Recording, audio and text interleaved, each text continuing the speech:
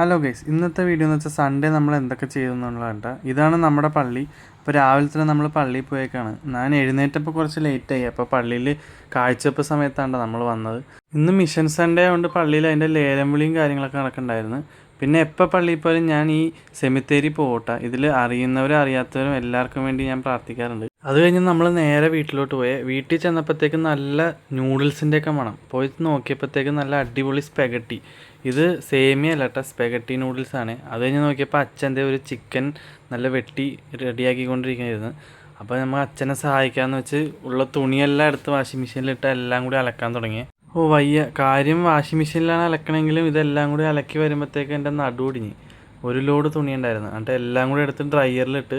കഴിഞ്ഞ ദിവസം നല്ല മഴയായതുകൊണ്ട് ഇന്ന് അത്യാവശ്യം വെയിലുണ്ടായിരുന്നു. അതുകൊണ്ട് എല്ലാം കൂടി എടുത്ത് ഇന്ന് അലക്കാമെന്ന് വെച്ചു. ഒരു ലോഡ് തുണി ഉണ്ടായിരുന്നു. അപ്പോൾ എല്ലാം നമ്മൾ നല്ല വെയിലത്ത് എല്ലാം ഉണക്കിയിട്ട്.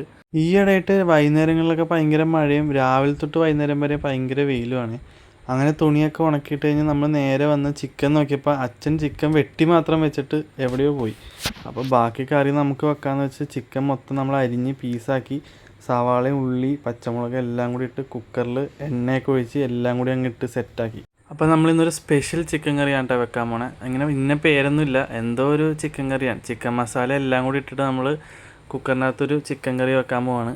അപ്പോൾ കുക്കറിൽ എല്ലാ സാധനങ്ങളും ഇട്ട് ഒരു 3 വിസിലടിക്കണ വരെ നമ്മൾ നോക്കി. വിസിലടിച്ച് പൊങ്ങിയത് ഇതാണ് കേട്ടോ സാധനം. അപ്പം നമ്മൾ ഫ്രോസൺ ചിക്കനാണ് കേട്ടോ എടുത്തേക്കണത്. അപ്പോൾ ഫ്രോസൺ ചിക്കൻ എങ്ങനെ നല്ലപോലെ വെക്കാൻ പറ്റുമെന്ന് ആർക്കെങ്കിലും അറിയാമെങ്കിൽ ഒന്ന് കമൻറ്റ് ചെയ്യണേ. ഞാൻ എപ്പോൾ വെച്ചാലും ഒരുമാതിരി ടേസ്റ്റാണ്. അങ്ങനെ അവസാനം എല്ലാം കഴിച്ച് ടയേർഡായി നമ്മൾ കടന്നുറങ്ങി.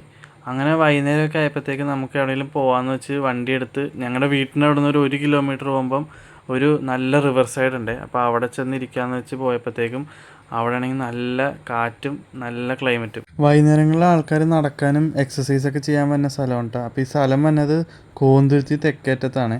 അപ്പോൾ പണ്ടൊക്കെ സ്ഥിരം ഇവിടെ വന്നിരിക്കുമായിരുന്നു ചെറുപ്പത്തിൽ. ഇനി ഈ കായലിലോട്ട് ചാടി കുളിക്കുകയൊക്കെ ചെയ്യായിരുന്നു. ഇപ്പോഴും ആൾക്കാർ ഇവിടെ ചാടുന്നൊക്കെ ഉണ്ട്. പക്ഷേ ഇപ്പോൾ എവിടെ സമയമൊന്നുമില്ല ഇങ്ങോട്ട് വരാൻ. അവിടെ നിന്ന് അങ്ങനെ തിരിച്ചു പോണ വഴി ഈ ചേട്ടന്മാർക്ക് 2 മീനൊക്കെ കിട്ടിയായിരുന്നു കേട്ടോ.